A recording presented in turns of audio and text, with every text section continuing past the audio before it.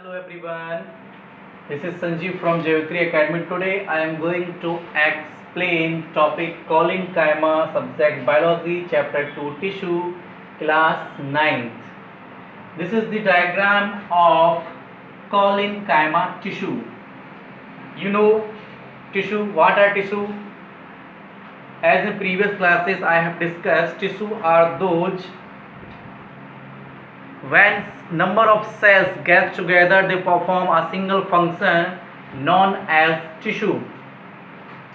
This is the diagram of Colin-Kaima tissue. In previous classes I have explained parenchyma, the second type of simple permanent tissue, that is Colin-Kaima.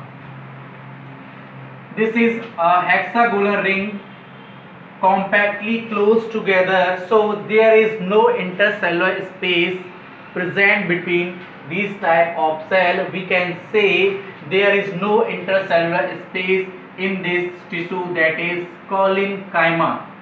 This is a circular body present in a central known as vacuole. You all know vacuole is a storage body which stores chemical substances, food and some form of starch. There is a dotted structure known as cytoplasm, the liquid matter present in a cell known as cytoplasm. This is the peripheral near the thin layer of tissue, that is nucleus. You know, nucleus is the brain of the cell. Without nucleus no one cell can survive. All hexagonal rings of cell compactly closed, so there is no intercellular space. These are all living cells. These are found in dicot stem, midrib of leaves. You know what is the midrib of leaf? See, this is the diagram of a simple leaf. This line known as midrib. This line known as midrib. So Colin-Kaima tissue generally present in midrib of the leaf, dicot stem. You know dicot plant, those plant